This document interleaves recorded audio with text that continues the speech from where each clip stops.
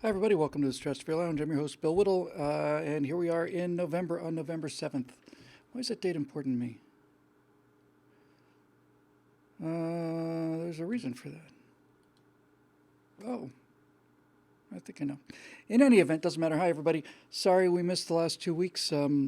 Just had a couple of things we just couldn't get out of. Last week was Halloween, and we obviously had to, you know, I had to cancel the show for the children. So it's good to be back. We're doing a movie night tonight, so we're going to be doing entertainment related questions only. And since we're going to be doing entertainment related questions, I've got a small little preview of my own here I'm going to show.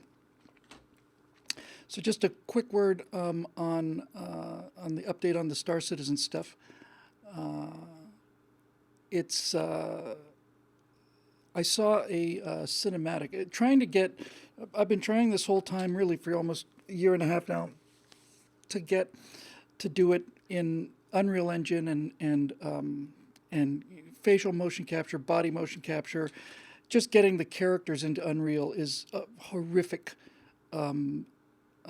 adventure, and it's just taken forever. And then I saw Machinima, which is actually just game capture footage that really blew me away in terms of its camera work. The guy, whoever did that, was a real professional, had a good eye. And some of those shots were so amazing to me, I decided, well, you know what, let's see what we can do right now using just what's in game. The in-game motion capture, there's none for the body, and there's not nearly enough movements. You've got you've got like 10-second movement. Even the idling is just 10 seconds of idling, and then they go back to standing still. So it's a very limited toolbox, very limited. And I have tried to get this facial motion capture done in the game, and they have teeth. The teeth of the character, the models of the teeth in the game are just horrible. They just look like a mouthful of chiclets. It's just terrible. But the biggest problem I've been having with the facial motion capture, the eyes are great. I have to say, the eyes are really good. The It's the mouth. The mouth is very shaky. Even if you're holding completely still, it's kind of doing that kind of thing. So there's a lot of noise there. I just keep cranking up the light. The more light I put in it, the better. As I add light to it, the camera doesn't have to work quite so hard, and it's able to put out a better signal. I'm gonna go ahead and give it a try. So here's what I did. I shot a bunch of test footage. I just went to an interesting location, and I just tried to see what I could do with camera angles, just camera angles. That's all. I was interested in how realistic I could get these things to look just on ship exteriors, just with camera angles. And I went down and shot about, I don't know, 30 minutes of it. I just kind of set a course over this planet and flew around the ship and, moved around and changed focal length and changed depth of field and everything to get it more or less the way I wanted it. Now, when I got a chance to finally look at all that footage, I realized I had enough footage to actually hammer together a narrative. So I just want to be clear on this. I didn't go to in order to make what I'm going to show you. I made what I'm going to show you out of scraps that I found lying on the floor after a camera test. That said, I'm very happy with it, and I was able to find some camera angles that are not often used when people are taking game footage, and I was also able to put a really good shader on there, post-production shader. It's called a lot. It's a lighting preset, and I looked at 100 of them, and finally I put this one on there, and I thought that looks absolutely fantastic. So what you're going to see is just a string together of some test footage, and it's got a little music, so you might want to brace yourselves. I don't know if it's going to come in too loud. That's entirely possible. I also did some sound design on it. I went out and stripped the sound effects right out of it and built the few sound effects that are in it up myself. But that said, like I say, I'm pretty happy with it. So I'm going to show it to you now, and I'm curious to know what people think. I'd love to see your comments in real time. We'll chat about it a little bit afterwards, and then we will get on with our questions. So give me a second to make the switch, and we will get this thing rolling here. It's called Another Day at the Office.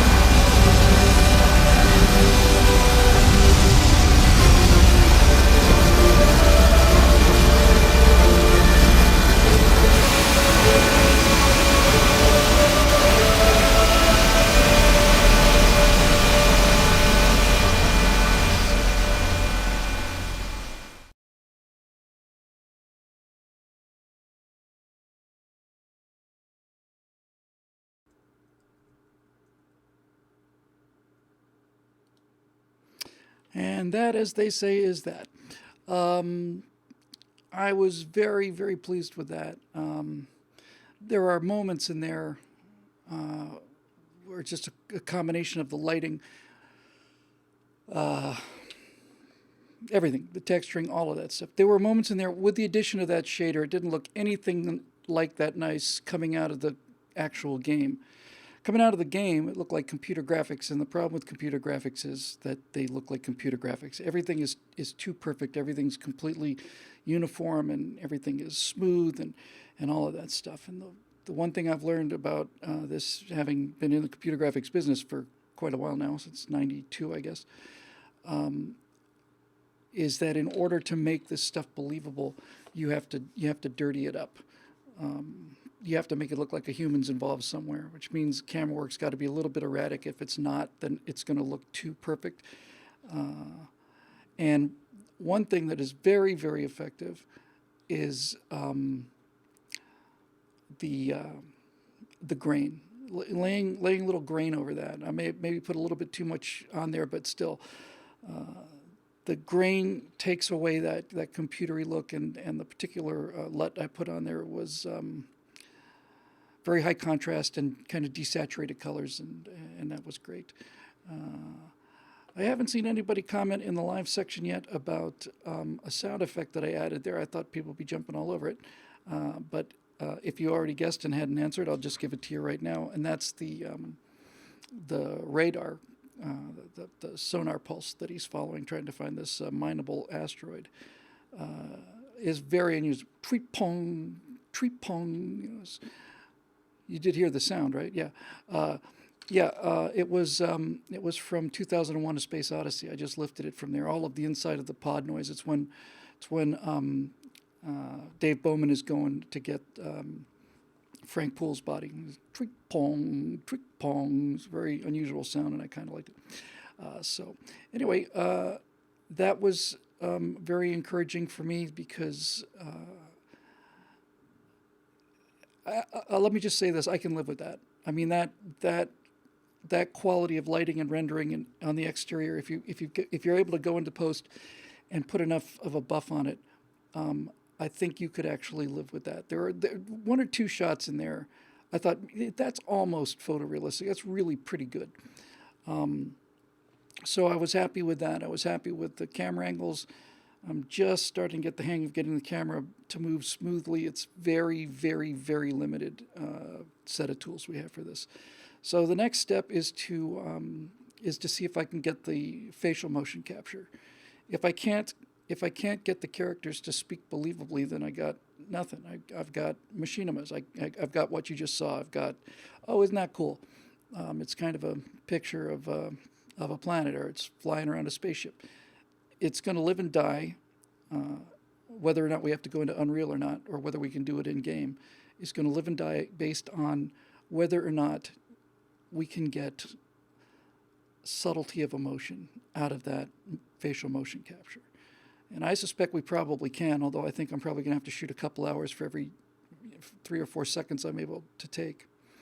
As I said, the biggest problem with the facial motion capture software that comes with the game now is that it has a hard time defining the lips. And so it doesn't really, it is looking for, I always turn myself blue when I do it. It's looking for this limit here. And sometimes, especially when your mouth is closed, it doesn't know exactly where to put the upper and lower lip. So either later tonight or tomorrow, my beautiful wife Natasha has offered to help me. I'm going to put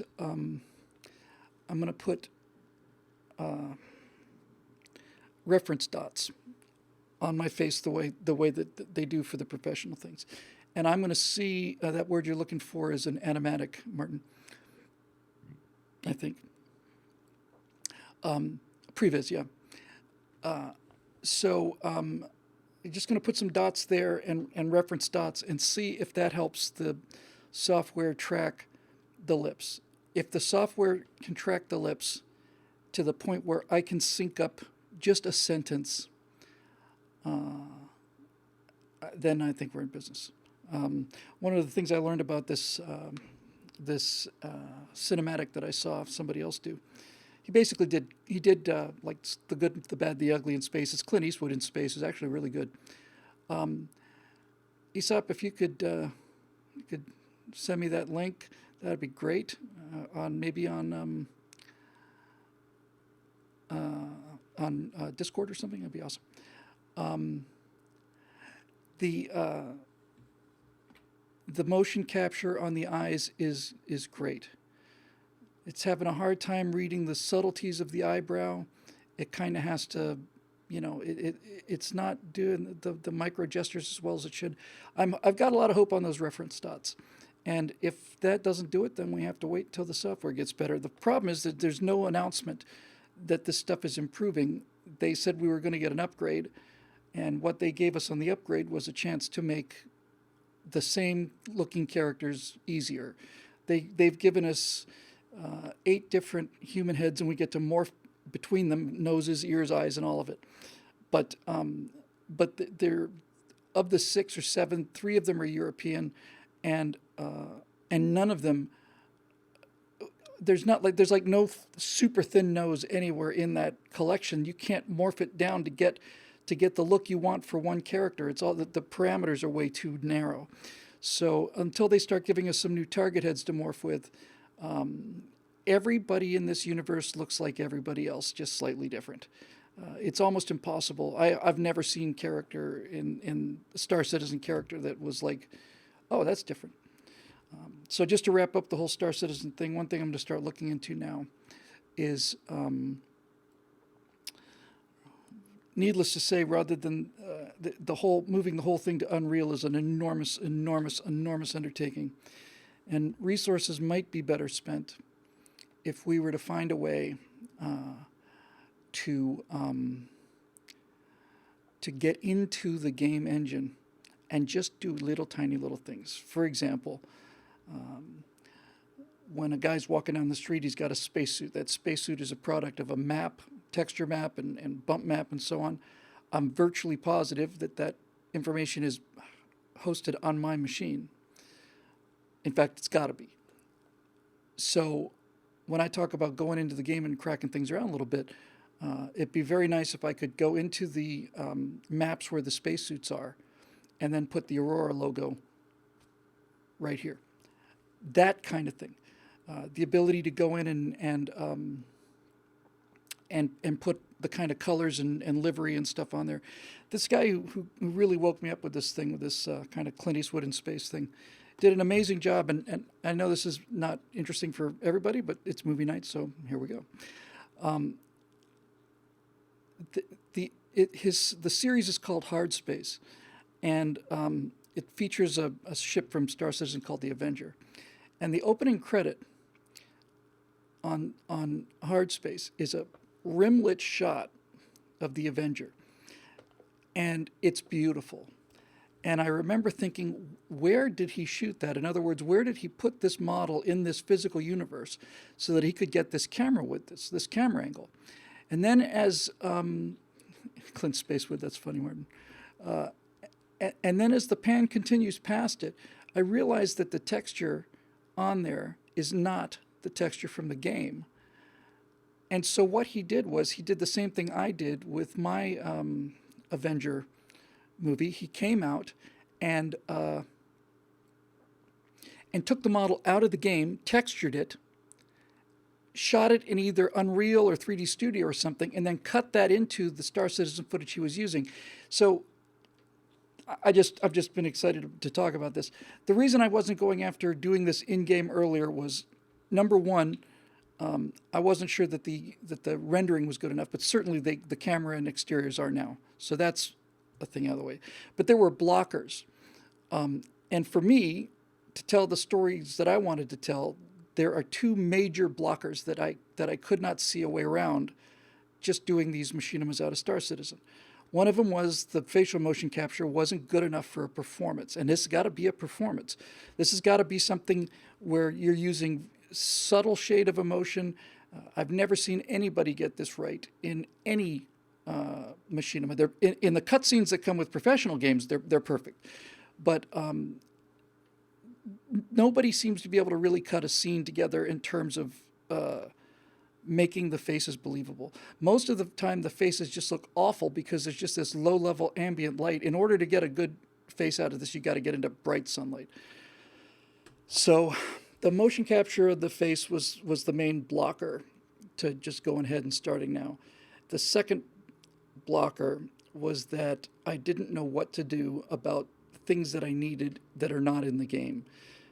Most notably, this nightclub with these sexy dancing robots. I just didn't know how to get that scene shot in the game. They have a couple nightclubs in the game, but they're kind of nothing like what I wanted to do. And then I realized, I could actually shoot the characters in the game against a black background like space, let's say. And I could key them into exteriors that I rendered in a different program. I wouldn't even have to do the motion capture. I could just have them walk through in the Star Citizen game, key out the background, key in the nightclub, and then I could add the dancing robots and all the rest of it. And that was another blocker that is at least a possible workaround. So, yeah, the SIDS, SIDS has got to be right. So basically, I realized there was no way to create SIDS in Star Citizen.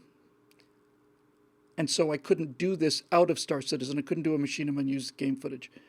And then I realized, well, what these other guys did was they added a couple of effects to the game footage. There's one explosion that is a post-production explosion. There's an air leak that's a post-production air leak. And that actually gave me some big ideas in terms of whether or not there's a way to do a workaround that would allow us to get started now.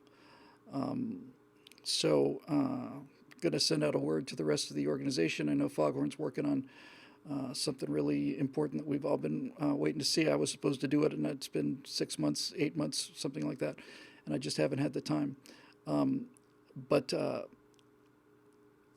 what we're going to, if it turns out we can do it in game, it'll be an amazing experience for those players who are interested in helping out.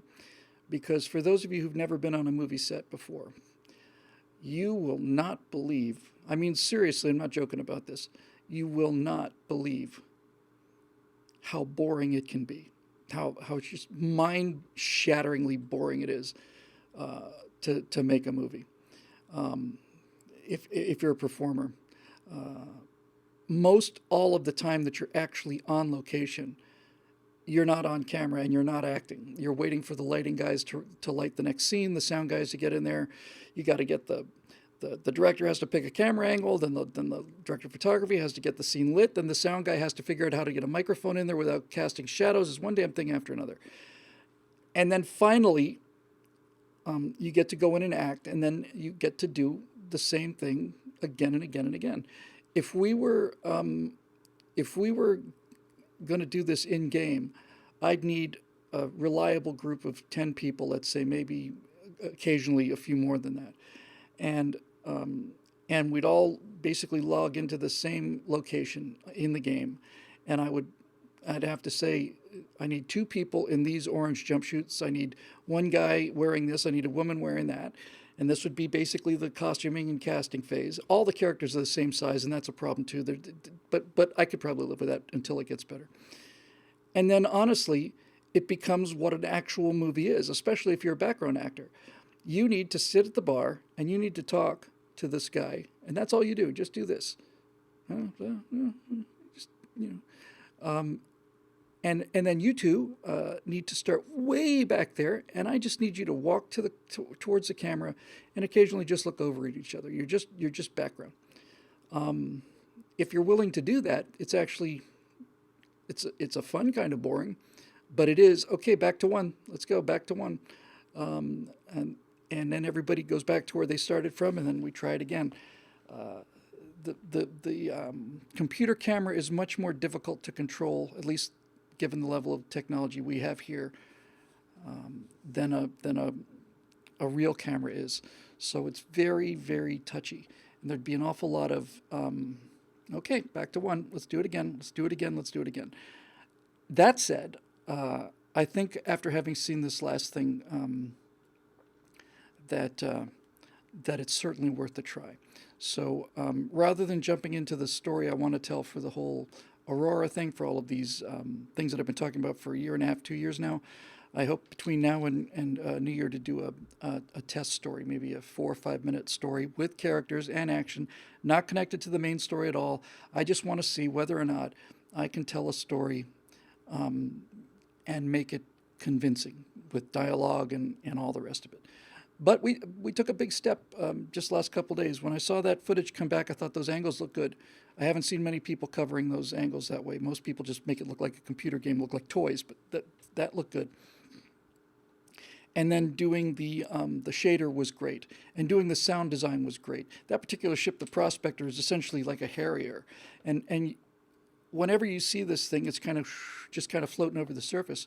But I realized that if you were actually that close to the thing, it'd be just unbelievably loud, and that's why I was happy. I put in like a background jet whine, and then on top of that, I put full afterburner sound. And it really, really, really, really made a difference. So that was that. But anyway, so that's enough of that story. We're going to get to questions now from Facebook, and I'll check the BillWhittle.com page. And we'll see where that goes. So I'm just checking a couple links here. Somebody put the links up in the... a tutorial. Sweet. Okay, thank you very much. I'll look at that a little bit later. Thank you very much, Aesop. It's going to be useful for me to see. How long is it? 5 minutes. Great. Awesome. Okay, so let's see what's going on here on movie night at the Stratosphere Lounge. So we'll go to Facebook first, and we'll poke around and see what we can find. Here we go. 34 comments. Wow, man. Is there any way to rank these things in any sense? Newest, most relevant, and all comments. That's not what I want. I want, you know what I want. I'm just sick of it. I'm just going to scroll through it as it exists now. Let me just refresh it so that nobody has a cow. And I'm just going to go and try and take them more or less in the order of the upvotes and work my way down. So let's have a look here.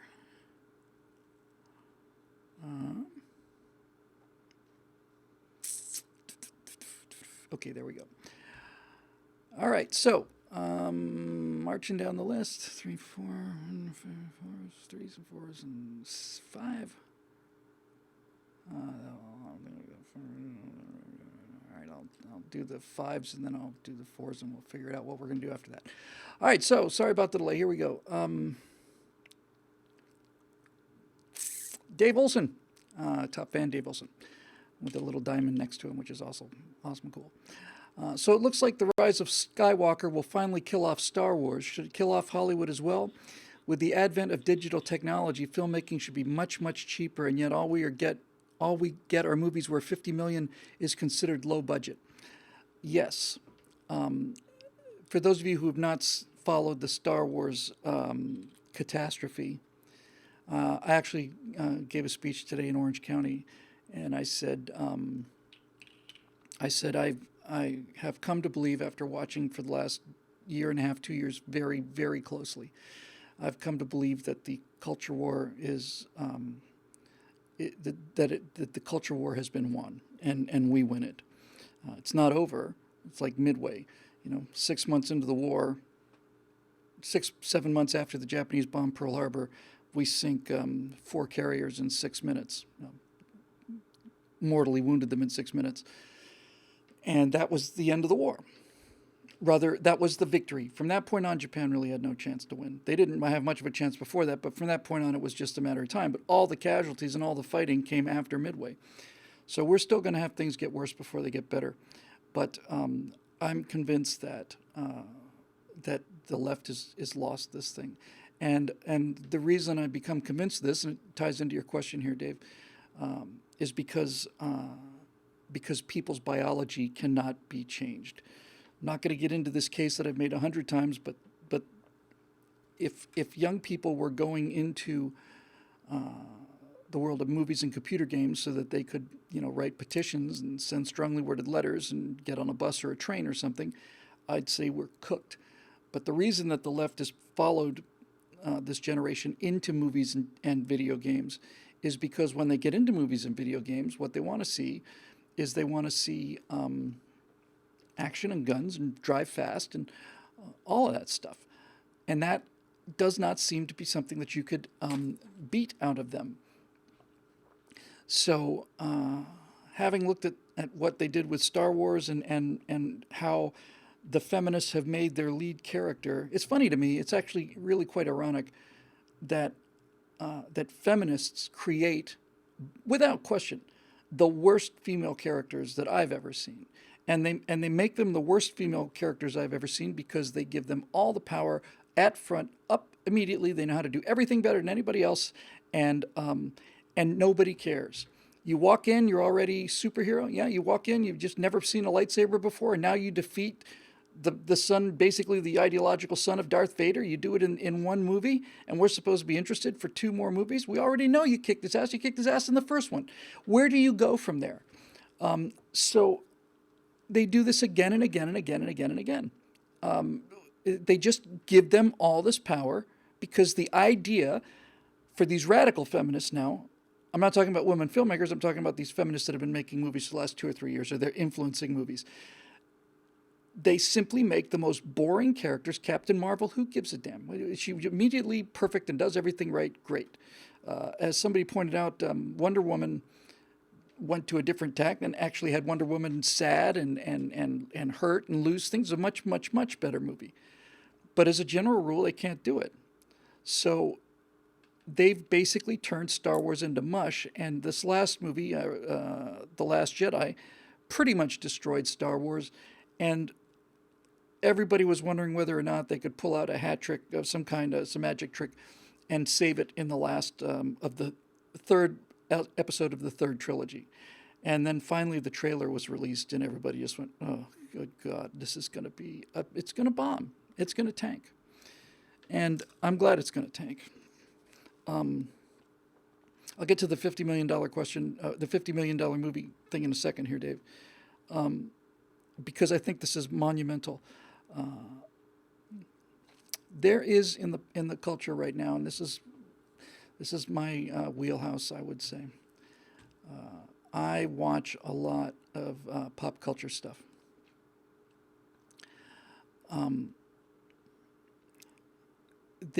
I've spoken before about how angry this generally non-political generation is about all of this stuff, but there's something beyond that now, and I'm seeing it everywhere. I'm really sensing it everywhere, and that is a sense of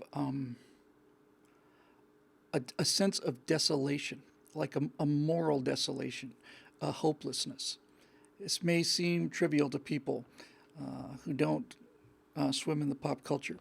But because the left has gone in and destroyed Star Wars, and they've destroyed Star Trek, and they haven't just made bad stuff, they've made stuff that undid the good stuff.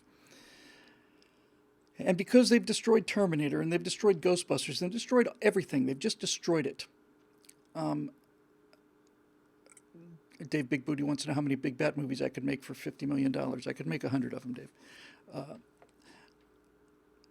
And what I'm finding everywhere is that all of these people that have been had fandom fandom YouTube channels and stuff for film, every single one of them, every one of them is depressed. They used to be angry, now they're angry and depressed.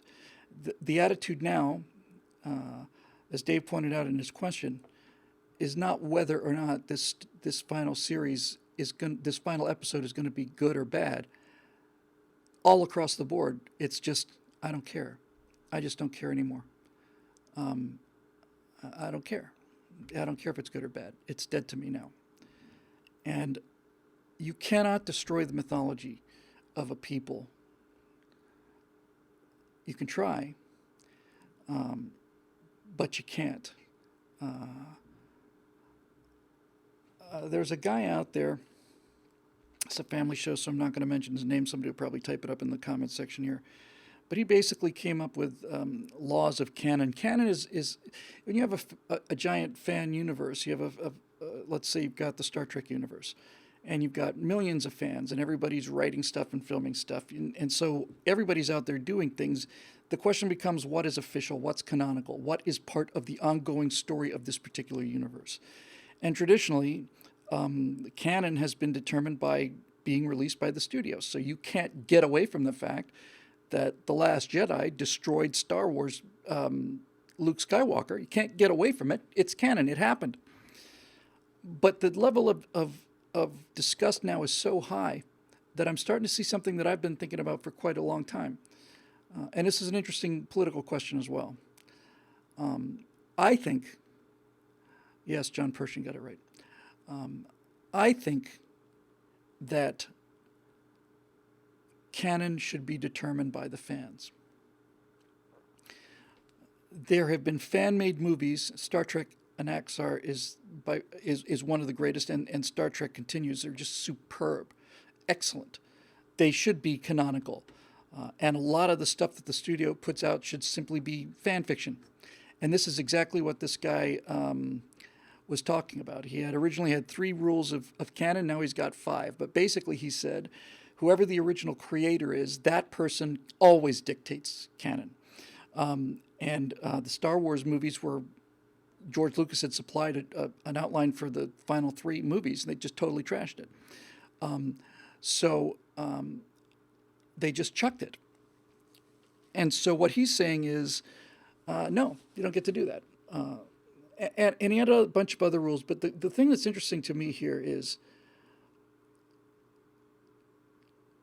where do property rights and communal rights begin? John Galt just said he just started watching Star Trek Continues.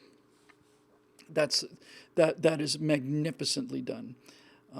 And this guy who was talking about canon said that he thought that Star Trek Continues was essentially Star Trek the original series. It was the 4th season of the original series. I thought so too. There were 1 or 2 episodes in there were fantastic, well written, and absolutely canonical. And I know this sounds very esoteric for some people, but it's actually extremely important. It's very, very important. There is a sense now that there is so much anger at the left for having not just made bad movies, but destroyed the mythology that people lived by. And they don't look at their Luke Skywalker action figures that they grew up with the same way anymore because of what the left has done to them. So they're not only disgusted and angry at the left, they're depressed, and there's a sense of just cynical kind of, well, whatever, And it's all across the board. They ruined Terminator, Ghostbusters. They ruined, virtually all of the Marvel comics. They ruined Star Trek. They ruined Star Wars. They ruined everything they touched. They ruined. They ruined Predator. They just shoving their politics into everything. So this entire pop culture is missing something now.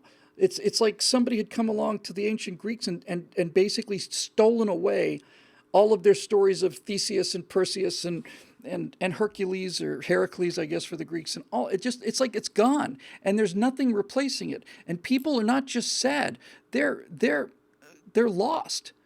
I can feel it. They're lost. They are in a state of despair because the things that they believed in have been undone. We talk about the Greeks and mythology and how amazing Greek mythology is. Okay. Well, Greeks passed on their mythology by sitting around and telling stories. The story of Perseus and Andromeda, they would tell that story.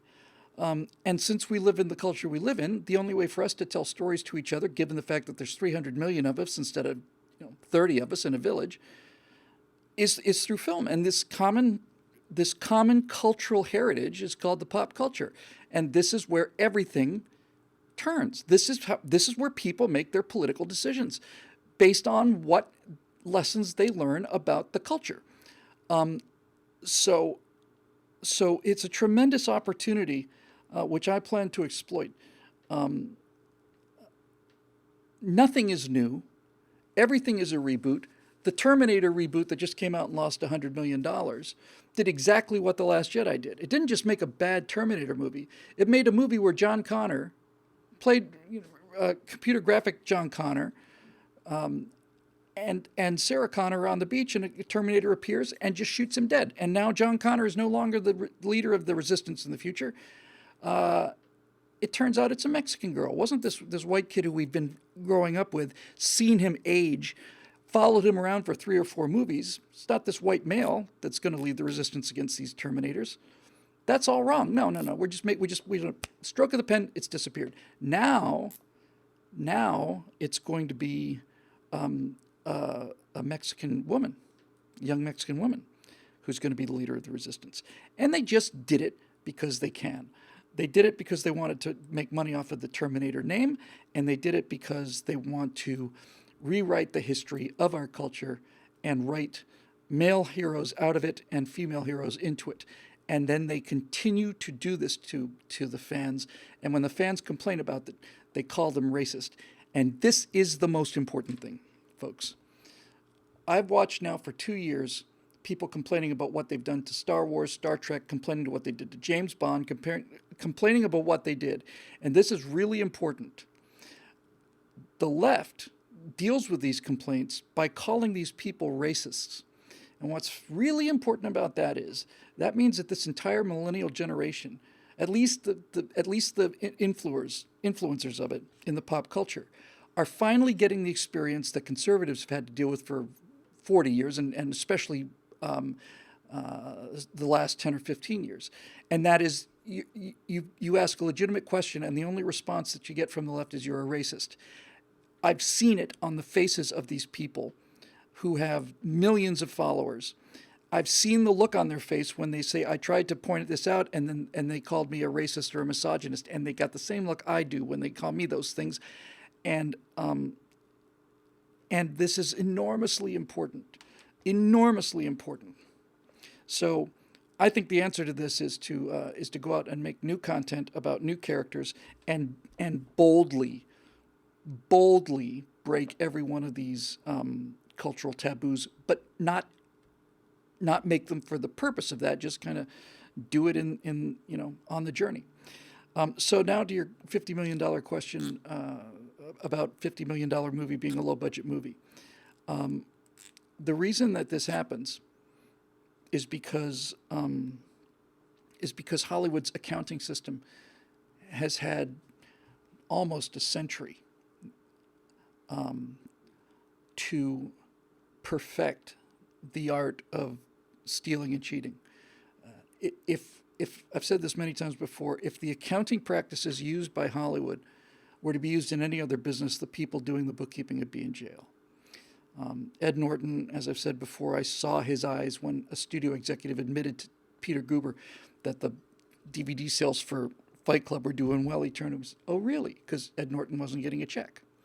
And the executive backed up, we have to cross-collateralize this and losses over here and so on. So it's all just a lie. So to answer your question, Dave, the reason that a low-budget movie costs $50 million is because Hollywood is so good at masking profits that anybody who's ever taken a percentage of the back end ownership position, points we call it, those people have been burned for so long that it's actually kind of a joke now. It actually generates a laugh. If you were to go to an actor and say, look, I know you get $5 million for a movie, but this is a really good story and it's a really good part and it's a really important topic, and we could pay you scale, which I forget, I don't know, is it $800 a day or something like that? They have to get paid scale because otherwise the union jumps on them, but Tom Cruise could agree to do a movie for $800 a day or whatever union scale is. It's his decision. But when you try to make a movie on a lower budget, there's a lot of this kind of promising of back-end profits, and it has been so subverted by these lying, miserable swine that that if you were to say to somebody now, we'd like you to work for this, it's a low budget, so we'd like you to take very little money up front, but we can give you points on the back end, give you percentage on the back end. Nowadays, it'll elicit an open laugh. Okay, sure. Yeah, I'll take some points. Absolutely. Probably the most egregious example is, I forget the exact numbers, but it's similar to this. Lord of the Rings, the 3 movies together made in excess of $4 billion. And the estate of J.R.R. Tolkien had made a deal where they had agreed to net profit and not gross profit. They didn't get a share of the box office. They got a percentage of what was left after Hollywood had taken their accounting thing on it. And somewhere in the period where these 3 films made $4 billion, I think the estate of Tolkien had received something like $200,000 in payment or something like that. That's it. I know you got 5% of the back end, but these things were very expensive to make and they just barely broke even. Sorry. It's just plain lying. the advantage about being a conservative out here trying to make movies and work with conservative actors is, just to take my example because it's an example I know better than other people's. If I were to go to certain conservative actors and ask them to do this, I would get a different response than they would give to somebody from over the hill, because over the course of 10, 10 years of video and 15 years, I guess 16 years of writing, I've, through some miracle, managed to establish some kind of credibility and some kind of integrity. And if I said to somebody, look, I cannot promise you that this film's going to make a movie, that this film's going to make money. Nobody can promise you that. What I will promise you is this: you will get to see the same books that we do. If I get 10% of the movie and you get 1%, then you're going to get to see how much money I make and how much money you make, and we're either going to go up or we're going to sink together. But it's going to be done honestly and openly. Then you could get people who would be willing to give a couple days with the possibility of maybe making some money on the back end. So now we get to the other thing that Dave was talking about, and that is the availability of digital production to completely change the landscape. That machinima I ran earlier, that little 4-minute test on prospectors, if I tried to do that in 3D Studio 5 years ago, 10 certainly 10 years ago, that little test project would have been $100,000. And it would have taken weeks of rendering time. And I shot it all in 45 minutes. So, yes, the tools are out there. The camera that I shoot Bill Whittle now on, I know nobody will believe this, but it's actually a Blackmagic 4K digital camera, and given the right lighting situation, I can't light that set because I've got a reflective TV screen behind me, and I'm going to be doing something about that as soon as I can. But that camera actually is capable of shooting feature films. I think Lord of the Rings was shot on not Lord of the Rings, The Hobbit was shot on this Blackmagic camera, and it's about $1,500. Not 15,000 or 15 million. It's about $1,500, and so you could easily walk out and do a no effects, just a story about a guy in an apartment kind of thing. You could shoot that movie for probably $200,000, I would say. And then, but the effects become cheaper and cheaper and cheaper. I've seen visual effects done by guys who have YouTube channels that are just mind-boggling. They're absolutely astonishing, and so the opportunity is there. Now, what's the next step now, Dave, is to have a couple of examples of people who did all of the things that I was just talking about and ended up making a ton of money for somebody.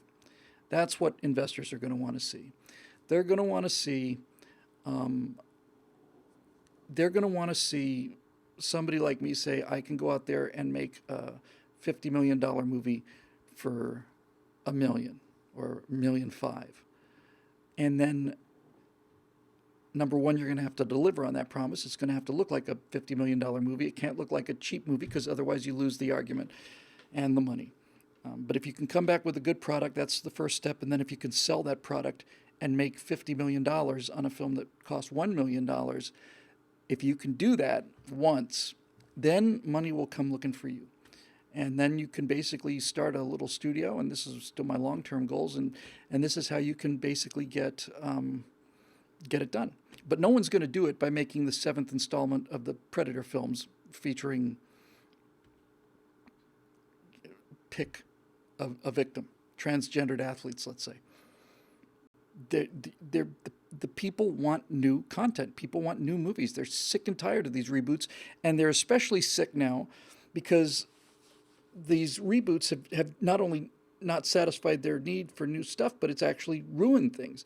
I remember when Solo tanked a couple year and a half ago, I guess. It was the first Star Wars movie to actually fail, and the executives were saying, we're putting out too much product. That's what it is.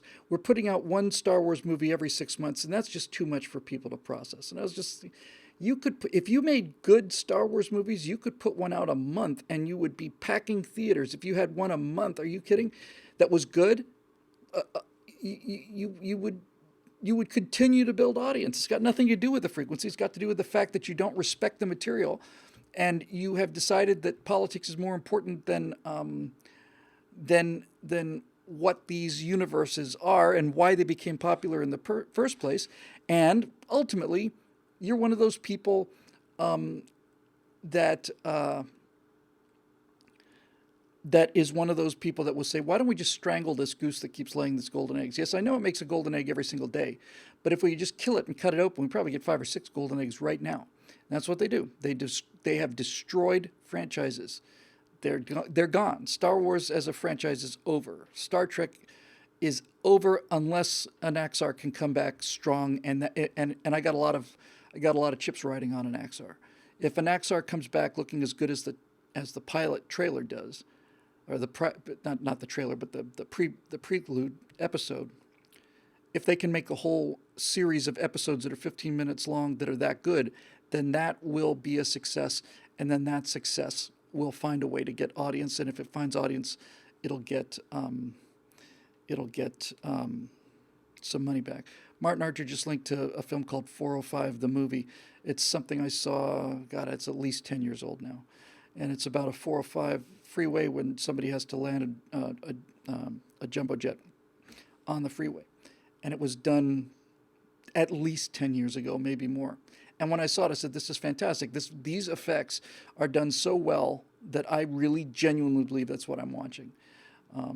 We did a show about the robot soldier not too long ago. The video effects there were done by a small company. It's the best CG I've ever seen. It's the best CG and compositing I've ever seen. And so the tools are out there. The problem is getting people together, and the problem is convincing people with money to put up a little bit of money. But it's almost like, okay, so we're going to have to go out there and scratch around in the dirt and do it ourselves, and do it on a small scale, and then show that it works, and then take it from there. So that's kind of the long-term goal that I've been pursuing pretty much the whole time here. So that's that, Dave. Let's see what else we got here. There's another Dave Olson 5. I'll get back to that. And I'm going to do one from you, Eric Blake. Don't you worry. Tiemens. My God, that's a name we haven't seen in a long time. I wondered what was happening to them, and I've been worried about them. Oh, here's one. This is a 5 upvotes, and then there's a 7 from Martin Archer. But this one is from Crecker Tiberius James. Ha-ha! See what he did there? What do you think of Joker? I thought Joker was absolutely magnificent.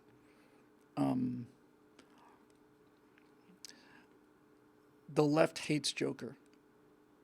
And let's stay out of the politics of Joker for a minute. One of the reasons that the left hates Joker is because they have done all of they've just told an honest story.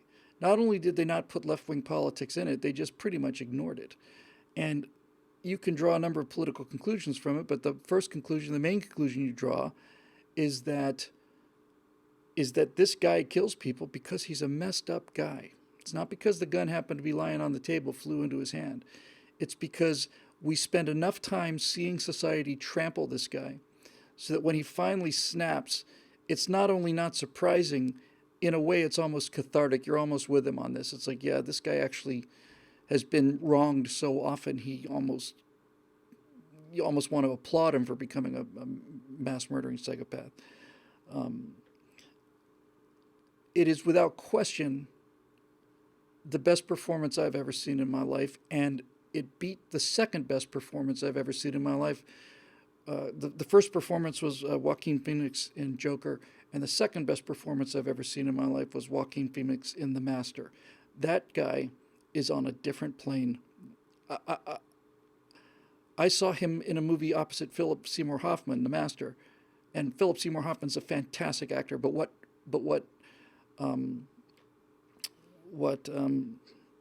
Joaquin Phoenix was doing was beyond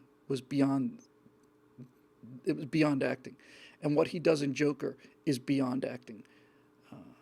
I've never seen a performance like it ever ever.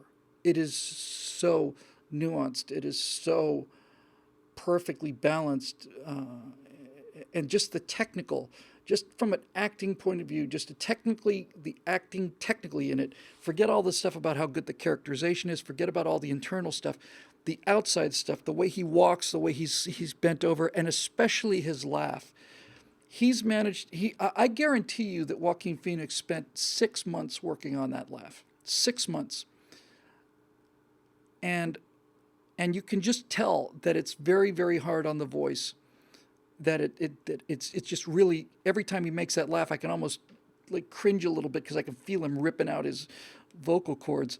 Billy Bob Thornton said the same thing about his character in Swing Blade, about Carl. He basically said, I just scrunch my face up like I'm about to walk into a wall, and then I use this voice, and he says, and after an hour of shooting, it really starts to hurt, and all of these technical things.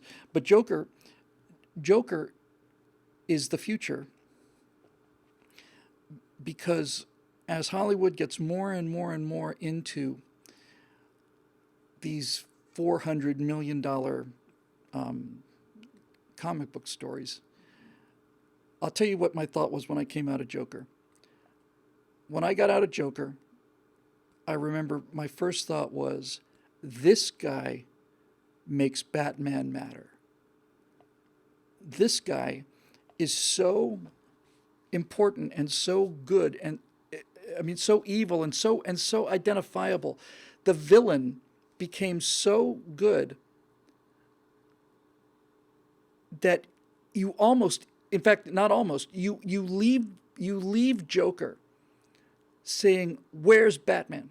And the Batman I want to see is, I don't want to see Batman come in with a hovering space car. I want Batman to be young Bruce Wayne, who's in this movie, obviously, and I want him to be wearing a suit that he's essentially made himself, and I want him to have a couple of simple devices, and I want him to go out there and just punch the living daylights out of people. And I want it to be gritty, and I want it to be real, and I want it to be almost all of it without the mask on, so that when you finally have a battle between these two guys, if they can do to Batman what they did to Joker, then you'll care. And that's all that really matters in a movie. Do you care? If you care about the characters, you're invested in the movie, you remember it fondly. And if the world it's set in is a world like Star Trek or Star Wars, then you want more of it. But this Joker makes Batman necessary. You come out of that movie thinking, what is going to stop this? Because he starts a whole movement. That's why the left hates it. Joker becomes king of Antifa, and that's brilliant. We saw this kind of things about, I don't know, 6, 7, 8 years ago, maybe a decade ago, with James Bond, where James Bond was getting to the point where, okay, so now Bond has to go to this orbiting space station, riding a shuttle up there, and when he gets up there, he and an army of guys in yellow jumpsuits are going to attack an army of guys in red jumpsuits with laser guns, and then they're going to turn this giant diamond-generated death weapon off into space, and so they keep making James Bond more and more and more. They keep trying to top it in terms of spectacle, and this is what we saw with the original with the Michael Keaton Batman series. First one was pretty good and pretty down to earth in a lot of ways. Second one, not bad. Third one, ridiculous. Fourth one, just a parody of it.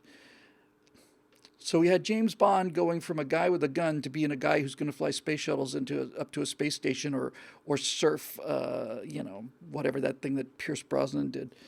And it got bigger and bigger and bigger, more and more unbelievable, tried to keep topping itself in terms of graphic impact and action impact. But they simply made James Bond ridiculous. And then along comes Casino Royale.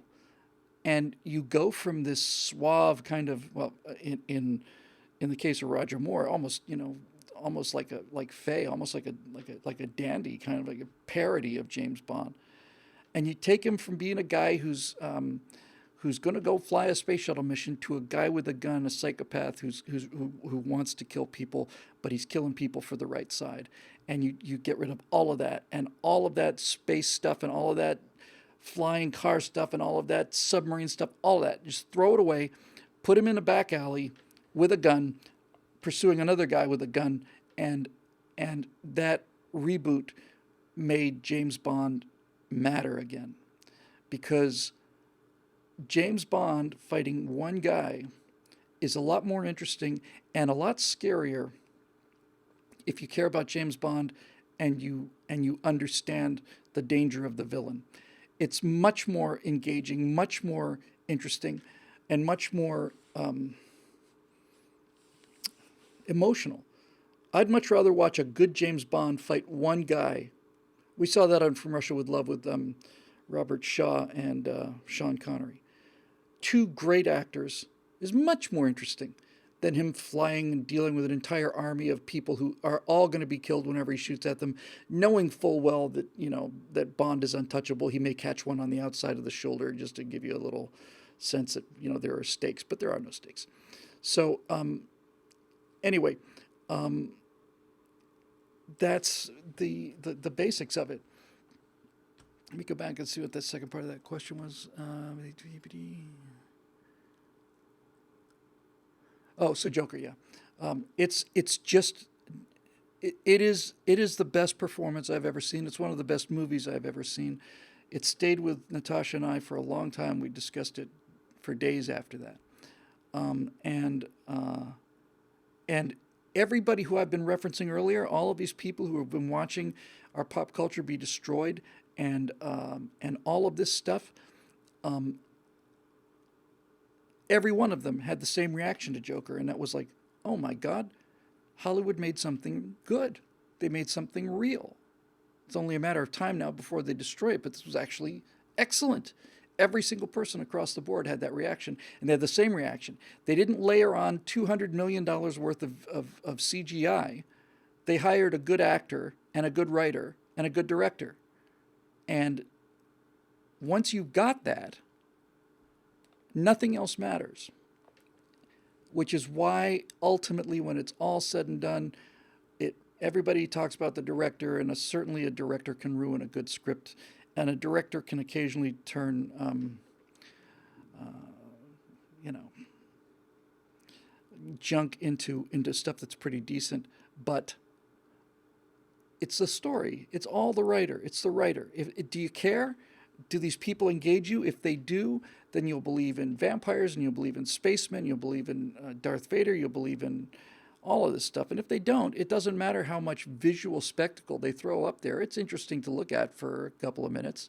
I swear to God, the fight scene in Man of Steel is an hour and a half of two CGI characters who are both immortal bashing each other through buildings, and I've never been so bored in my life, honestly. So let's see what else we got here. Martin Archer with 7. Dun, dun, dun, dun, dun, dun.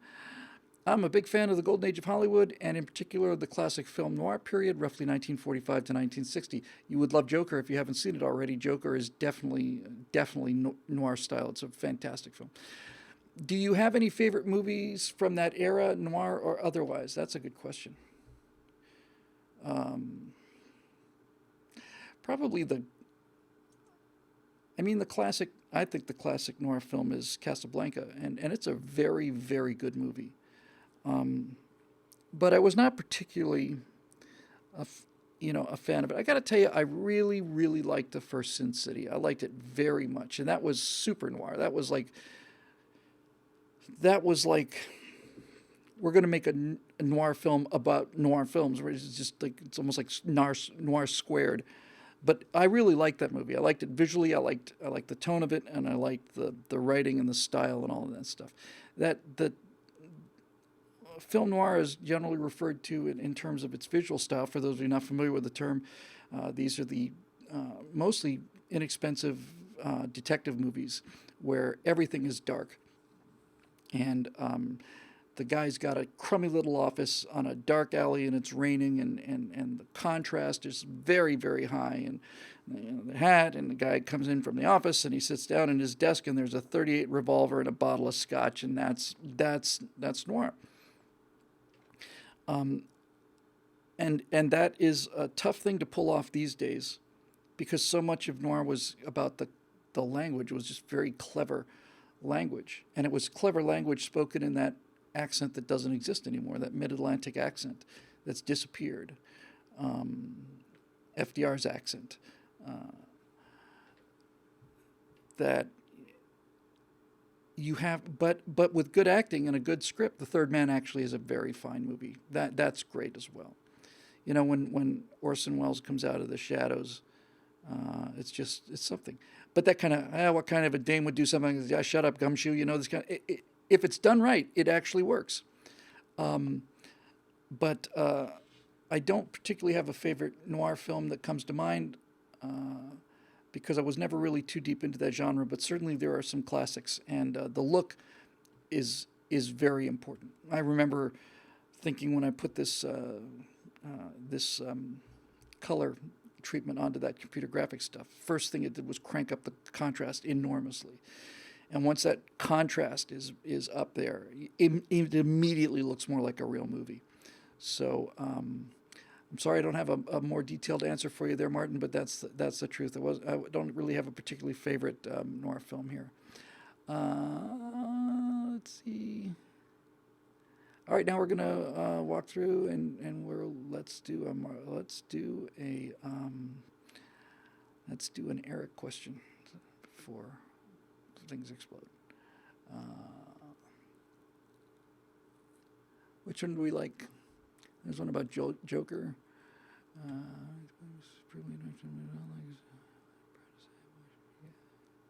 Yeah.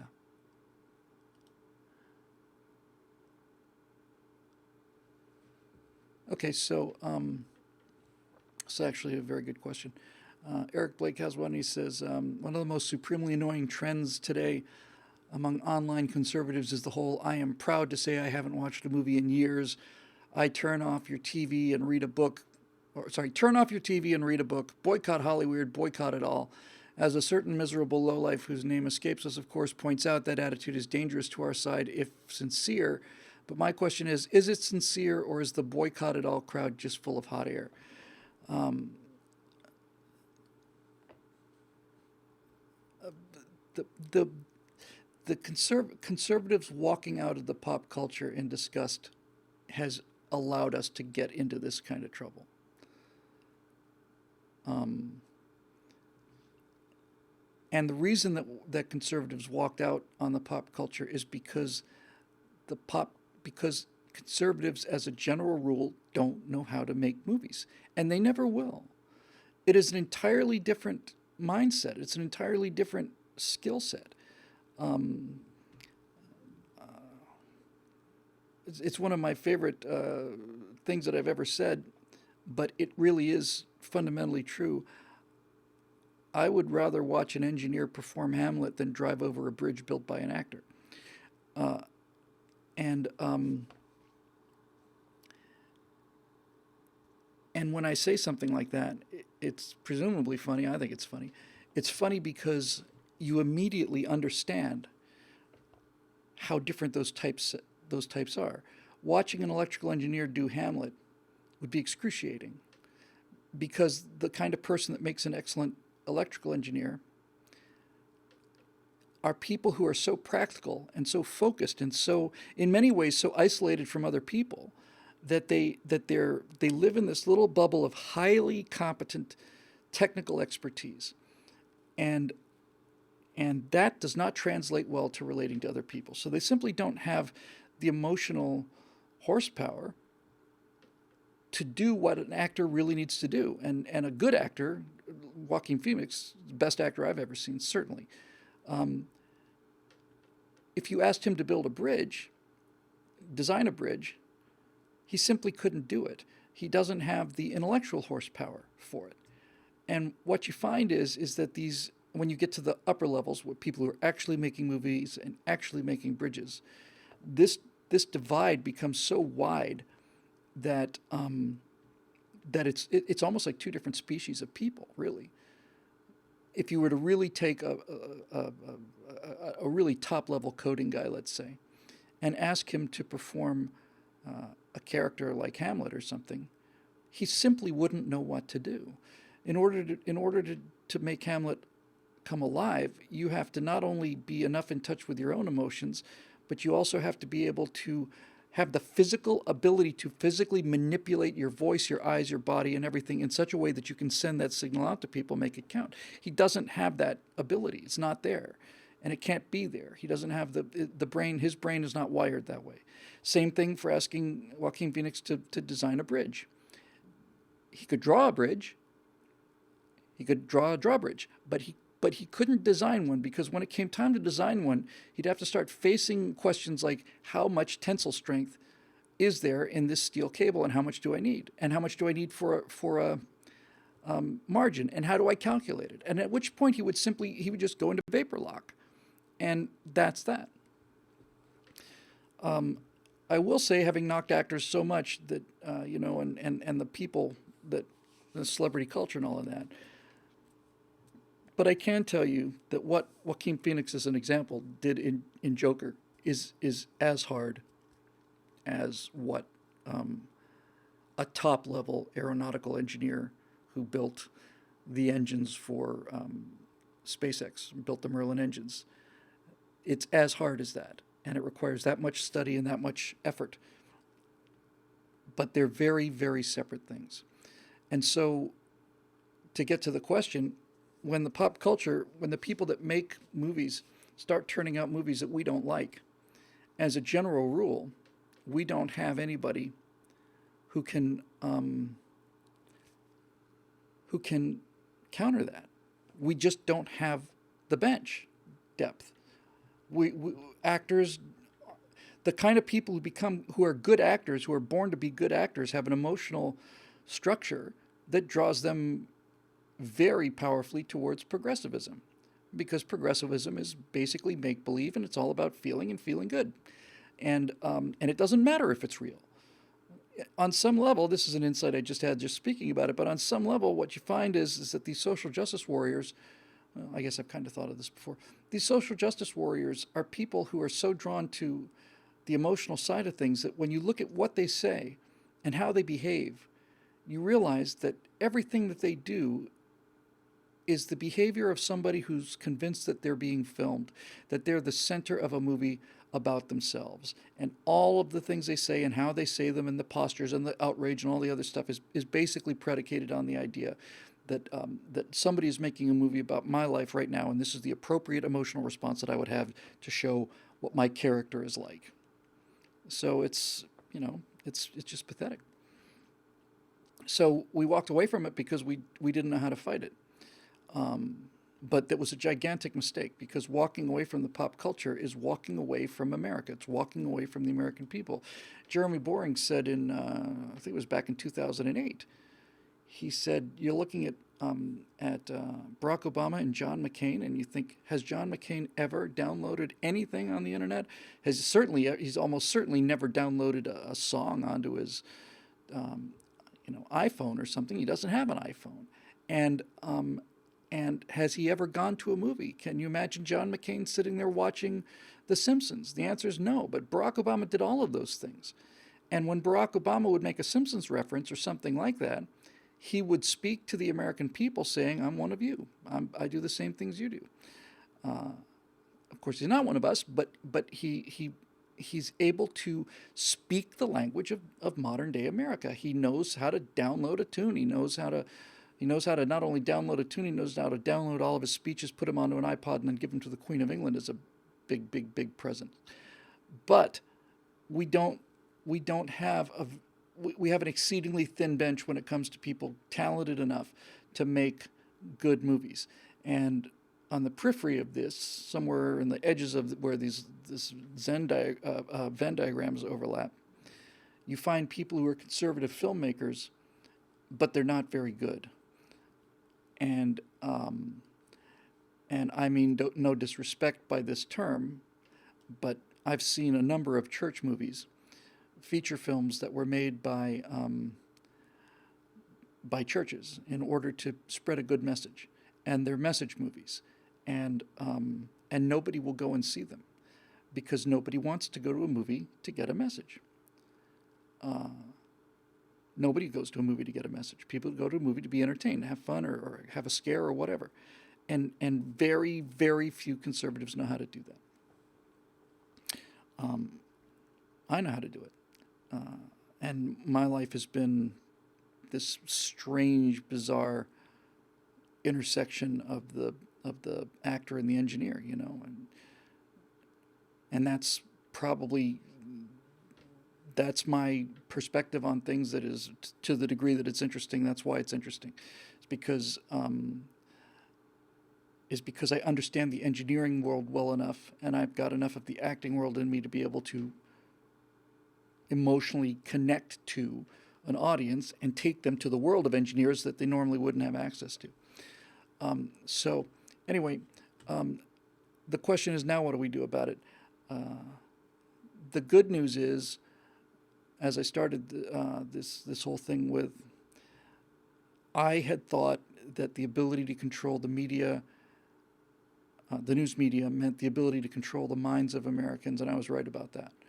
And I thought that the ability to control the movies was the ability to control the hearts of America. And I was wrong about that, but I was wrong about it for the I was right about it for the wrong reasons. Owning the news media affects how people think in this country. Owning the ability to produce movies that people want to see could have changed the hearts of those people. And at the same time, it never would have happened or could have happened, which gets to the main point here, and that is how all entertainment is conservative. And this is something we've discussed many times on the show. I'm not going to retread this ground too heavily.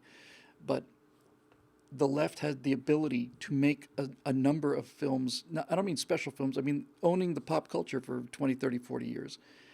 They had the ability to make films that would substitute the values that we believe in for their values. And they did this quite well for quite a long time.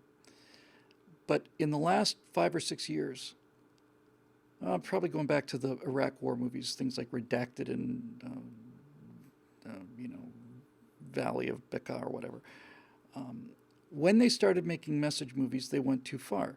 And now I realize that they can't help but go too far.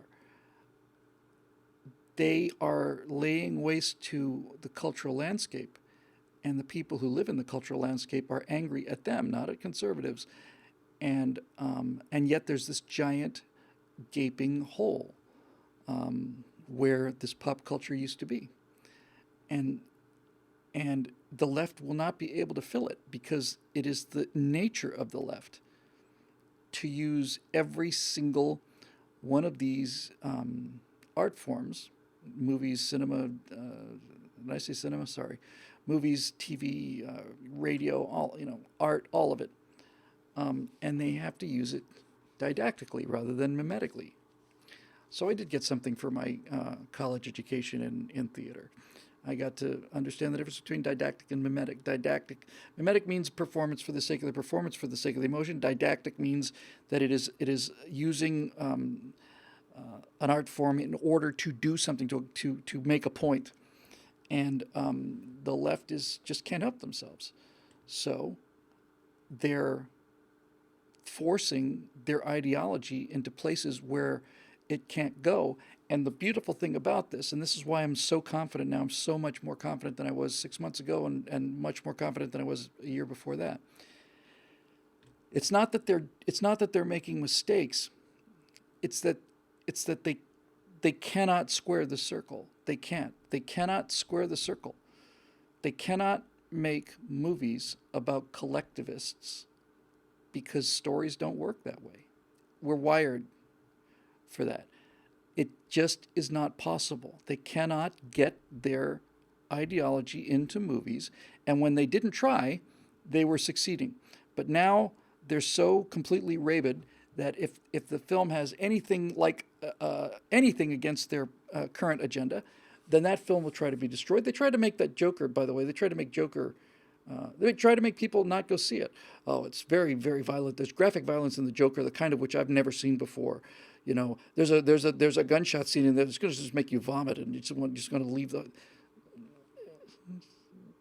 No, I mean, there's some graphic violence in Joker, but it's not an hour of graphic violence like there is in John Wick or something like that.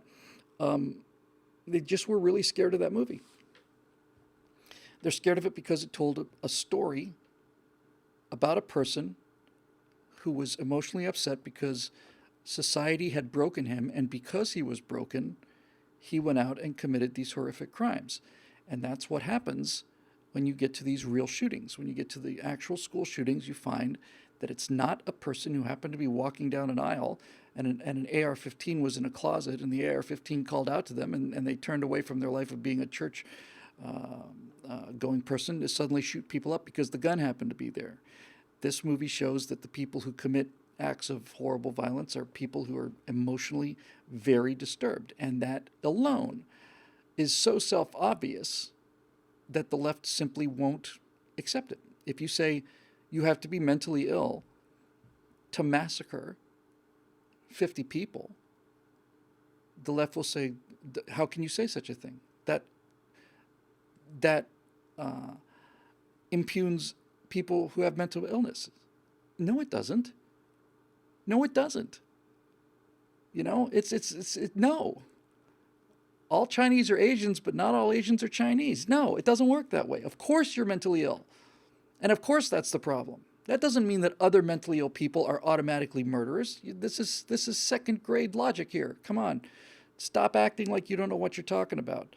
It's ridiculous. It's an absurd assumption, but that's what they're doing. So they can't win.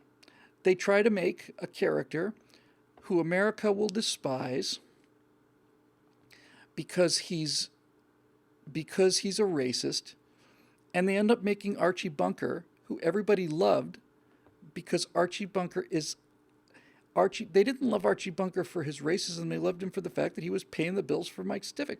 And the same thing with Parks and Recreation, with Ron Swanson, who is, in my mind, the greatest character I've ever seen on TV. Ron Swanson to me is the greatest character on TV I have ever seen. And the actor is extremely liberal, but the people writing him wrote him as a libertarian, and they would make him do things that they thought would make people sneer and stuff. But that's not what happened. They loved him for it. He goes to this Whole Foods kind of a store, and the guy is some soy boy is handing out 100% vegan bacon strips, no meat in it whatsoever, and Ron said, "Would you like to try one?" The soy boy says, and Ron says, "Yes, please," and he hands it to him, and he just throws it in the garbage. He says, "Oh, thank you. Can I have another?" And he hands him another one, throws that in the garbage. And he says, "Sir, is there a problem?" Ron Swanson says, "Yes, I'm trying to make sure that no one has to ever eat this thing that you're doing." "Well, I can't give you another one." So then his assistant April says, "Can I have one?" She gives one. She throws it in the garbage. It's brilliant. And Jack and 30 Rock and so on.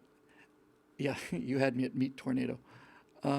Ron Swanson is a great character. And Ron Swanson is a great character because no matter how liberal you are, you know he's right. And this is the thing. Same thing with Archie Bunker. Same thing with Alec Baldwin. They write these cartoon conservatives, and they write them in such a way to make them what they think into buffoons. But some part of them comes out, and they're always right. They're saying things. How can he say it? But he's right. Everybody knows he's right. And they're brilliant. Brilliant. Ron Swanson is a big guy who loves to eat the kind of food that progressives think are fatal. And Ron Swanson comes right out and says so. Look, the whole purpose of America is that if you want to eat nothing but cheeseburgers and get to be 400 pounds and die of a heart attack at 42, that's why the country's here. That's why we're here, is so you have the opportunity to do that. It's brilliant.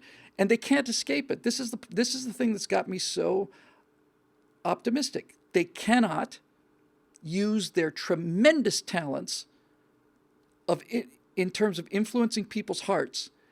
They cannot overcome the biology barrier. They cannot do it. They cannot make Pajama Boy into the kind of character that women want to sleep with. It's not possible. And it doesn't matter. Yeah, Denny Crane is another great example Eric mentioned there. They can't do it. It's not possible. And they know it. So they're stuck. And the reason they've gone as far as they've gone is because we don't have an answer. We didn't turn this generation of millennials into conservatives. They're not conservatives, but they're sure as hell not liberals anymore. And so now there sits all of this it's not even low-hanging fruit. It's on the ground. Somebody needs to go and pick it up. And the way you pick it up is by telling the truth, just openly telling the truth. And it comes down to things like, physical combat. It's like, I really have often thought, in fact, I run this scenario in my mind so many times, I keep coming back to the same thing. It's like, I want to take the best tennis player in the world, and male tennis player, and have him play the best female tennis player in the world. And I've got to find a way to convince this guy that he's got to put everything he's got into it and not back off and not ease up. Because a number of those examples would break this fundamental lie that they tell. Saying that women are not as fast or as strong as men is not saying women are not as good as men, and it's not saying that women can't do patriotic things, and it's not saying any of that stuff. It's just stating what's obvious. And when the left tries to tell you, no, that what you see with your own eyes isn't true, then people know they're being lied to, and they reject it, and they can't get around this. They're stuck with it. They're stuck with it. I thought a good example, by the way, of kind of the balance, patriotism balance, the warrior balance, and stuff with men and women that was handled very well was, I thought, in O Dark 30, where the guys who were going to go in and get Osama bin Laden were big, strong men. And the guys that got the information that got us bin Laden were big, strong men who were willing to do nasty, nasty things. And the woman in the movie didn't beat up the guy, and she sure as hell didn't go on the raid. But she was the one who was able to put the pieces together. And there's a moment that I think captures my view of women in movies as heroes in action movies. And that is towards the end of O Dark 30, where they're talking to the SEAL team that's going to go in, and they don't know whether he's there. They don't really know at all. And these are big guys, and they're not easy to get along with. They're not, they're not approachable guys. They're professional killers. They're good men. And towards the end of that movie, you've got a couple of these SEALs saying, "Oh man, this is just another false alarm. Are you really serious? Do you really think this is going to do it?" And he says, "Yeah, I do." I said, "Well, what makes you think that?" And then this guy looks over and says, "'Cause she believes it." And I thought, that is perfect. She's an intelligence operative.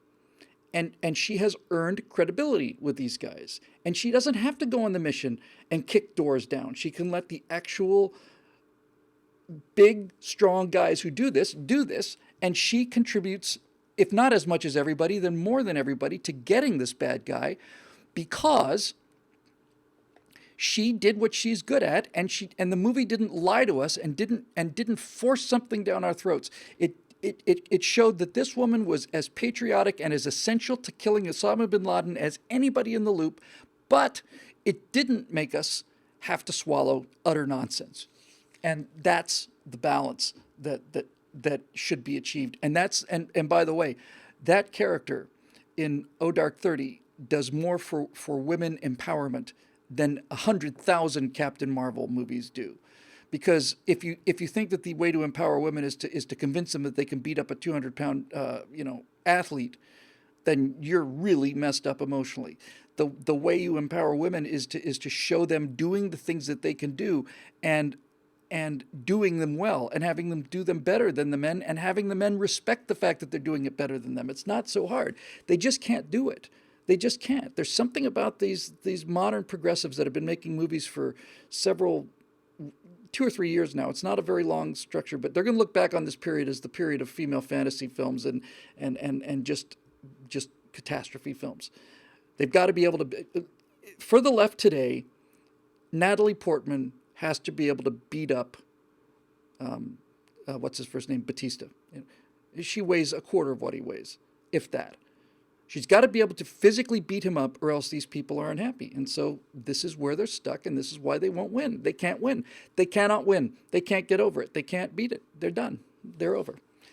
People have had enough. We've passed peak progressivism, and now people are sick of it, and they're getting more sick of it every single day. And the more they go in to try and convince people that they're right, the more people begin to hate them. So there we go. Hey, here's a Cheryl Toomey question. Haven't seen for a while, so let's take care of that. And then maybe one or two more after that, and it's time to go home. Hey, Bill, do you have any opinions on the Sean Spicer drama happening over at Dancing with the Stars? He can't dance worth a damn, but he's winning anyway. President Trump even put in a good word for him. Really, the whole thing is hilarious. Any thoughts? I haven't been following it, Cheryl, but it is, if I understand it correctly, this is the kind of thing that the left fears most of all. Is the left fears that Donald Trump has won the emotional battle. They know that his intellectual position is not particularly outstanding, although it certainly seems to be working out than a lot of people originally thought. But they fear Donald Trump because Donald Trump communicates on an emotional level, and he scores, and they can't accept that because he's doing what they're doing, and he's doing it better than they are, and so he must be destroyed. And the more they try to destroy him, the stronger he gets. I haven't seen the Spicer thing, but Edward Smith says that Sean Spicer dances like no one is watching. He's having fun dancing. He's not supposed to be athletic competition. I think there's a great deal of wisdom in that. There is a real appeal to people who dance like no one's watching, because most people dance like no one's watching. Which brings me to a story that my wife told me a little while ago. I'm trying to remember what the reference for it was. Oh, I remember. Yeah, I should have mentioned this actually earlier. So this goes to the dance like nobody's watching kind of thing. Last Thursday was Halloween. I was going to move the show to Friday, but Friday we had a memorial service for a guy who I'd done sketch comedy with 25 years ago. His name was Rocket Smith, and he died of cancer at 52. And he was, without question, the most unique individual I've ever seen. I'm going to see if I can get a hold of some of that show we did called Grazing. We did 3 episodes, 150 sketches, I think. And Rocket Smith, I mostly called him Ron, was the most unique person I've ever met. And I never saw him angry. And so I was going to go to this memorial, and I put a little money into the memorial. And then I thought, you know what, I'm not going. I'm not going to go. Because one or two of my former friends had asked other friends, have you heard what Bill Whittle is saying about black people? I saw this thing on Media Matters, and that offended me so deeply. It offended me so deeply that people who I'd known for 20 years would start to question me based on something that Media Matters has written, and I just thought, no, I'm not going to go. That has hurt me so much. I'm going to chip in for this memorial service, then I'm not going to show up. And by not showing up, I'm going to show them. I'll show them how badly they've hurt me, and then they'll be sorry. And at the last minute, mostly because of my wife's constant ability to turn me into a human being, despite my best efforts, I decided to go, and Natasha and I went. And when I got there, I walked into a room of people who I'd been friends with, who were rampantly progressives. And I had told myself this whole time that these people hate my guts, and every time I see their face on, or see a picture of them on Facebook, I'll say, oh, there's somebody else who used to like me who now hates my guts. I walked in there, and one of these people who I hadn't seen in 10 or 15 years, she just came over and gave me the biggest hug and wouldn't let me go. I was just so happy to see you. I haven't seen you in a long time. I'm so happy to see you. And I found that every single one of them felt the same way. Every one of them. A guy who I have enormous respect for, a really funny guy, who is a tremendously big liberal, and I see their political posts, and I want to strangle them, and they see mine and they want to strangle me. And he just came up and just gave me this enormous long hug and said, "Oh, Bill, you're really a liberal at heart." And then he gave me this enormous hug, and that was the end of the politics. And I realized that so much of this was in my head. Yeah, Troy Stevens says most things are worse in our minds than they are in real life. And I realized that this whole thing is is it's not an illusion, but it's certainly turned into a monster that it didn't need to be. I was at the supermarket about a week before this memorial service, and Natasha and I were walking down the aisles. We usually go pretty late, and Ralph's closes late, so we generally go around 10 or 11 or something. So hardly anybody there. And I was on an aisle, and this black man walked by on the end of the aisle, and he came back and said something to me. And he said, I hope that didn't offend you." I said, "What didn't offend me?" He said, "Oh, I guess you didn't hear me. I was sending a picture to a friend of mine," and he showed me this picture, and it was a picture of a woman, like some blonde woman with like a saltine and a slice of cheddar on it or something. It was an advertisement that he'd screen grabbed, and the caption, perfectly serious caption, was "Crackers like cheese," and he thought that was hilarious, and he showed it to me. He said, "This is what I was referring to. I wasn't referring to you." And I saw this picture of this whitest person I've ever seen holding a cracker with cheese on it, and the caption saying "Crackers like cheese," and I thought, that's freaking hilarious. He's wearing a shirt that said Warner Brothers. If you see a policeman, warn a brother. But the guy just came up and started talking. I said, not only did I not hear it, I'm not offended by it. I think it's hilarious, and furthermore, I'm so glad you came over and said hi, because I'm so damn tired of this thing that we're told is going on and isn't going on at all. And he said, exactly. That's exactly right. And when you meet people in the elevator, you don't hate them. And when you meet people who you don't. It's not an illusion to the degree that there's not a difference in philosophy, but there is an emotional magnitude, 2 magnitudes, 5 magnitudes, that everything is amped up, so that simple disagreements over how to get to the same place that we would like to go, all of us together, now become, this person is the personification of evil, and I'll never speak to them again. If I had not gone to that event, I would have spent the rest of my life thinking that those people hated my guts, when they didn't at all. They love me. And overnight, I got a lot of friends back, and I will never forget it. But the wisdom of my wife, which is so far exceeding mine, went even further. And I think this is a very interesting point. As we were driving home after that, I said, "Honey, that when I think about how close I came to not go into this thing, it actually kind of makes my blood run cold, because that was wasn't the most fun, although it was a very fun night. We laughed and laughed and laughed. Rocket was an amazing guy. But as we were driving home, I said, if I hadn't gone to this, I would have missed so much. And I just, that love and affection from people who I admired and who were friends of mine for years, who I had just assumed absolutely hated me because of the work I do. Just the waves of just love that were coming out of them, and that I was sending back. I said, honey, if I hadn't had this experience, I don't know what I would have done. I really don't know. And we talked about that a lot. And then she told a story that I think just needs to be essentially on a T-shirt. It's so good.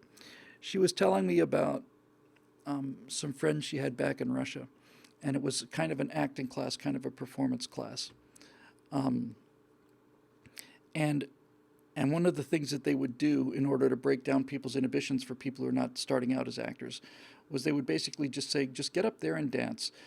Just dance, no music, just try to express yourself through dance, the thought of which makes my skin crawl. The idea that I would have to get up and dance in front of people, I'd rather work in a coal mine. I genuinely would.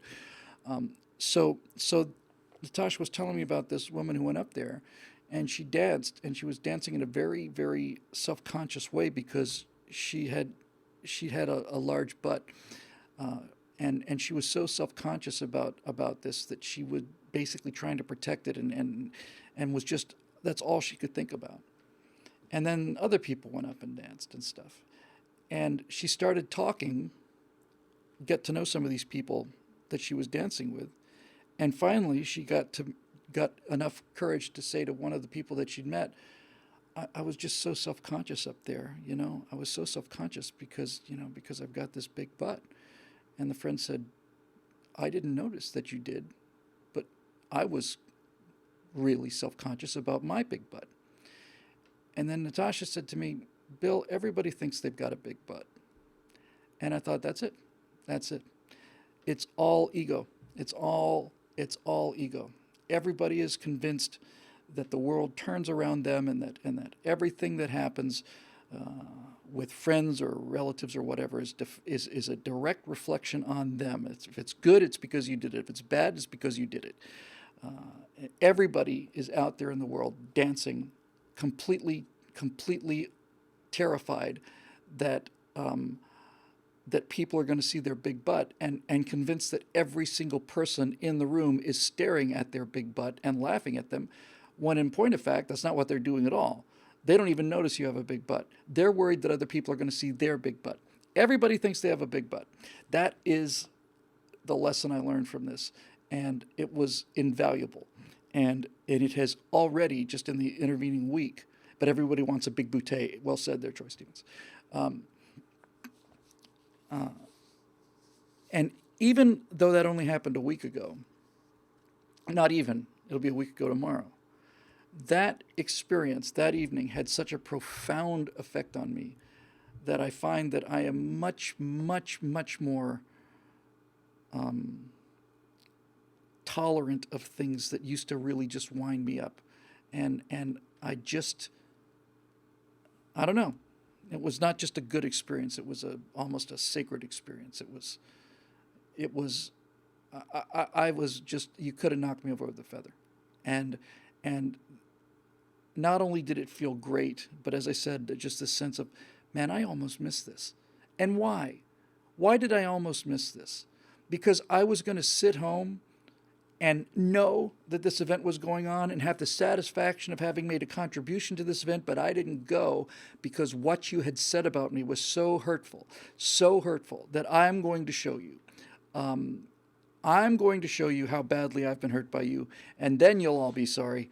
And it just wasn't real. It's just me thinking everybody's talking about my big butt, and they're not. They're worried about their big butt. And as usual, Natasha basically nailed it. She said, it's all ego. It's all pride. She didn't say ego. She said pride. It's all pride. And she's right. And we both together have discovered, and many of you may have either intentionally or accidentally, that that life consists of, if you're going to live life successfully and grow as a person and have character arc, like in the movies, start out as one person, you end up as a better person. If that's going to happen to you in life, the process that you're going to go through, and this is exactly the process that Luke Skywalker went through, is you're going to have your pride beaten out of you. This is not the quiet pride I'm talking about. This self-centered ego pride is going to have to be beaten out of you. And if it is beaten out of you, then all kinds of things become available to you that you never fully realized. But first, the pride has to be beaten out of you.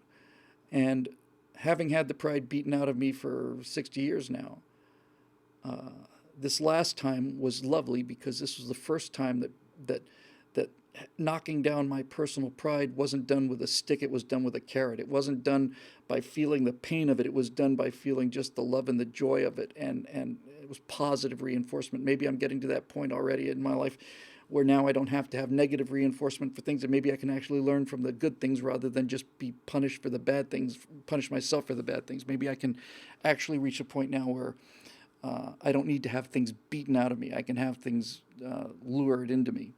But in any event, it was a real cathartic experience for all of us. And that process I'll just wrap it up with this. It's time for me to go home and see my beautiful wife, who I love very much. Uh, and and that process is what we've been talking about pretty much the whole night. That's what Luke Skywalker went through in the original movies. We watched him get the pride beaten out of him. We watched it happen.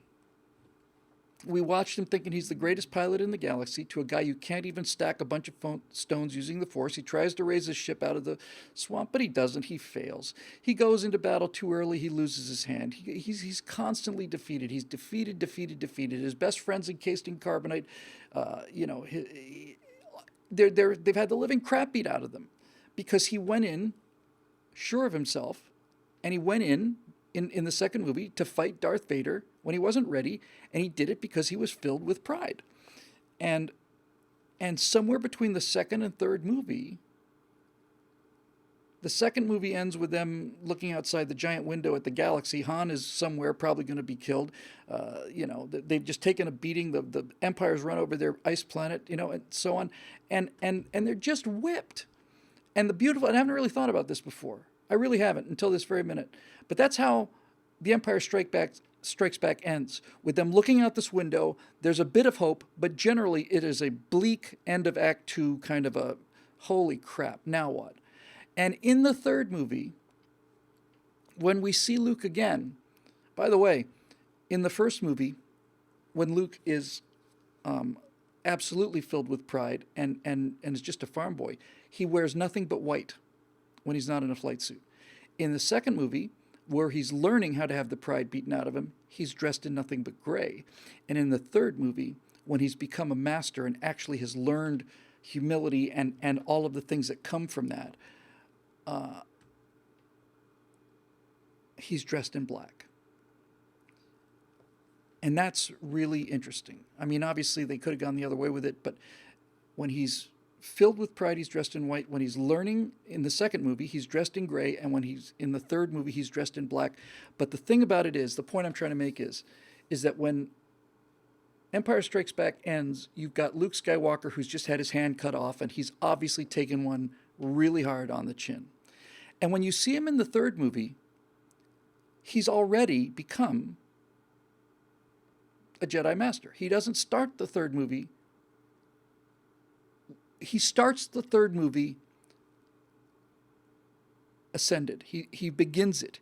And the thing that I'd never realized until just now was that everybody bought it, and that the most important things that happened to Luke Skywalker happened to him off screen. Isn't that something? It's absolutely true. I hadn't thought about it until just now. The things that changed Luke Skywalker and turned him into the kind of guy who would throw away his lightsaber and have faith in the humanity of his father, those things happened off screen. They happened between movie number 2, the end of movie 2, and the beginning of movie 3. Because when he comes in movie 3, he's there. And that is fascinating. That tells me that those stories were so well told that by the time you got to the end of Empire Strikes Back, when they reintroduced Luke at the beginning of Return of the Jedi, just watch their performance. All of this kind of enthusiasm kind of stuff is gone. He's much, much calmer, much calmer. In fact, he's so calm he knows. He just knows. And that wasn't the person who ended Empire Strikes Back. In the time between him looking out of the window and when we see him in the beginning of the third movie, in that space of time, he becomes the person he's supposed to be. And he spends the whole third movie as the person he's supposed to be. And when he finally shows the ultimate warrior, that you know he's the ultimate warrior because he throws his sword away. He doesn't need it. He doesn't need the lightsaber. He's already won. He's had that boyish kind of, I'm the hottest pilot, and it's just like hitting swamp raps, but gone. That was beaten out of him in the swamps and watching Han Solo and losing his hand and all the rest of it. And somewhere between movie 2 and movie 3, he realized he doesn't know anything. He's just a student, and somewhere but off screen he's learned this humility so that when he finally comes in the third movie, he's enormously changed, and you know it, but you didn't really, your brain didn't. I think the guy from Red Letter Media says you didn't notice it, but your brain did. That's it. That's really it. So it's nice to end on a somewhat on a note with some kind of traction to it anyway. Um, so I think yeah, 2 hours time for me to go home. Got a home to go to. So thank you very much for all the great comments. And as always, this show is made possible by the paying members at BillWhittle.com. A certain number of people watch Stratosphere Lounge every single month. It's about the same number, and probably 2/3 of those people are members. If you think any of this stuff makes sense, we could use your help. We are at a war, and we know where the battlefield is, and we have finally caught a break in terms of the pop culture. And the reason I showed you this thing at the beginning was I am now so on fire to take advantage of this opportunity that I'm going to just hack at it however I can. Sarge says to all my fellow vets, thank you for your service, because Veterans Day will be up before we come back, to say the least. To say the least. All of us are able to sit here and talk about Spider-Man and talk about Star Wars and talk about fictional characters and talk about it seriously because our lives are so secure that we have to invent villains. We have to create them. We have to dress them like Luke, like Darth Vader. The things that we're afraid of have to be manufactured because the veterans have done what they've done. They have made this society so secure, so safe, so fun, because they go out into nasty places and do nasty things so that we don't have to. And every day is Veterans Day as far as I'm concerned. But if you're one of those people who served in the armed forces of the United States, you have my undying respect. It doesn't matter what political positions you have. If you signed on the dotted line, you've got my respect and friendship. And I'm very glad, very, very glad that Sarge brought that up. Thank you, Sarge. That would have been a much weaker show without you. So, thanks to all of you guys out there. Happy Veterans Day. We'll look back on the people we lost, and no matter what you may think of individual actions, whatever your feelings about Iraq or Afghanistan or any of the other stuff is, and for those of you who maybe think some of these guys died in vain, men and women died in vain, they didn't. It doesn't matter what happens in Iraq. Doesn't matter what happens in Afghanistan. What matters is we live in Disneyland, and we can just go out and have a Saturday or Sunday barbecue and not think twice about it. So whatever happens out there, the main point is that these people who've served their country and those who've given their lives for their country didn't do it to make Iraq or Afghanistan or anything else.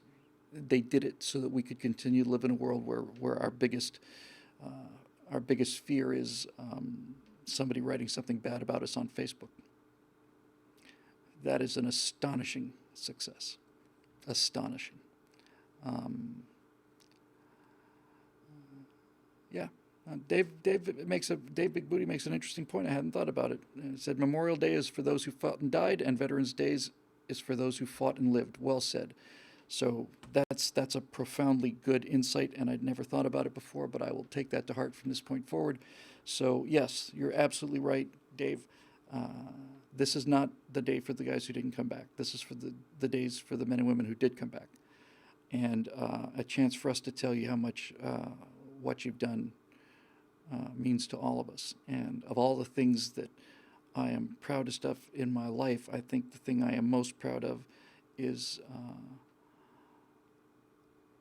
that the people who come to things like the Stratosphere Lounge either are those people or have the same respect for those people.